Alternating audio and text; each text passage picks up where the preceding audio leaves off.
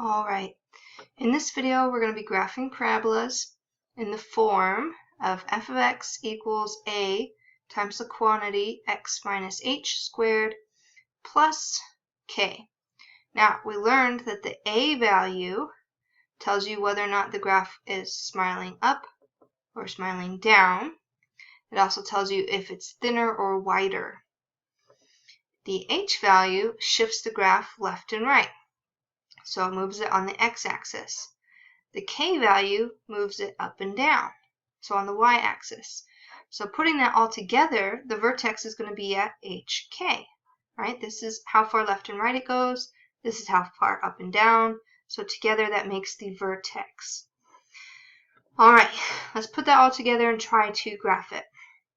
First of all, where's the vertex on this graph? It's going to be the opposite sign of what's in with the x. That's going to be the x value of our vertex. So what would make this quantity 0? Positive 3 minus 3 would make that 0. So positive 3 is our h. K stays exactly the same, so it's just positive 3 as well. And then we can plot that. So I'm going to go over 1, 2, 3, up 1, 2, 3. There's my vertex. Now from there, I'm going to look at A. So A is negative. That means it's going to be downward. And the absolute value of A is greater than 0. That means it's going to be narrower. Narrower or thinner. Okay? So from here, let's find some more values to plot. Values on either side of that vertex. So let's look at positive 2. If we plug in positive 2 for x, we have 2 minus 3. That's negative 1. Negative 1 squared would be positive 1. Positive 1 times negative 2 would be negative 2. Plus 3 would be 1.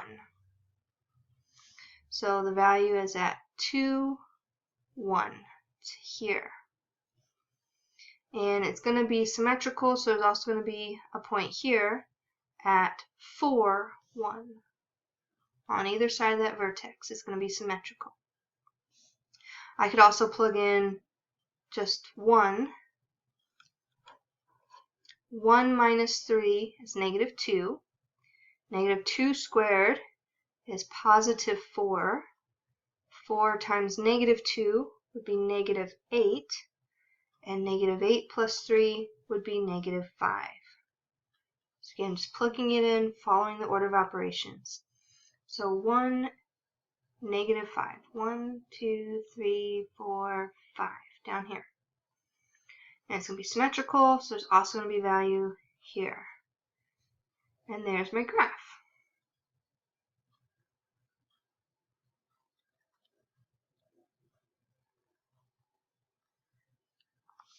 Notice that it's thinner than the usual x squared equation because I can't go over 1, down 1. So before I told you that 1, 3, 5 method, look, if I go over 1, down 1, it's not going to work. That's because A was not 1, A was 2. So if you wanted to use that shortcut method, you have to take the 1, 3, 5 and multiply everything by 2 because A was 2. So now it's going to move 2, 6, 10. Oops, I guess I should have done it that way. So from the vertex, you could go right 1, and because it was negative, it's going to be down 2. Right 1, down 6. Left 1, down 2. Left 1, down 6. The right and left is always 1 unit. The 1, 3, 5, that's how far you're going to move up and down. Okay, so the 1, 3, 5 is always up, down. So that's the shortcut, but again, it's not a shortcut if you don't know how to use it. You can always go back to your XY table. Try the example on the right.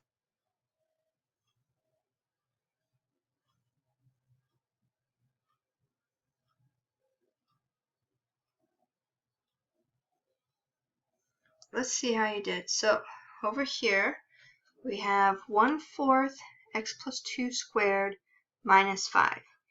First thing you need to do is decide where the vertex is. So we look inside the parentheses x minus 2, or x plus 2, what would make that 0 would be -2. Right? It's going to go the opposite way of the sign inside the parentheses. And k is -5. So k does not change.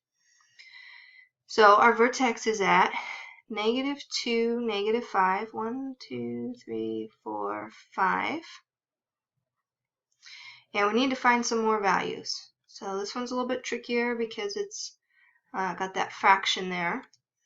But the idea is that I need something that's going to end up as a multiple of 4 because I'm dividing by 4. That's going to give us nice whole numbers. So I could actually plug in 0 because I'm going to end up squaring 2, and that would give me 4. So plugging in 0 for x, 0 plus 2 is 2. 2 squared is 4. 4 times 1/4 is 1. And 1 minus 5 is -4. So 0, -4. 1, 2, 3, 4. There is our y-intercept. And since it's going to be symmetrical, I noticed that it moved over 2 units up 1. So this is going to move over 2 units up 1. It has to be symmetrical across that vertex. And that gave us the value -4. -4. Alright, and we gotta find some more values, so let's plug in 2, because 2 plus 2 would be 4, and 4 squared is 16. 16 times 1/4 is just 16 divided by 4, which is 4, and 4 minus 5 would be -1. So +2, -1.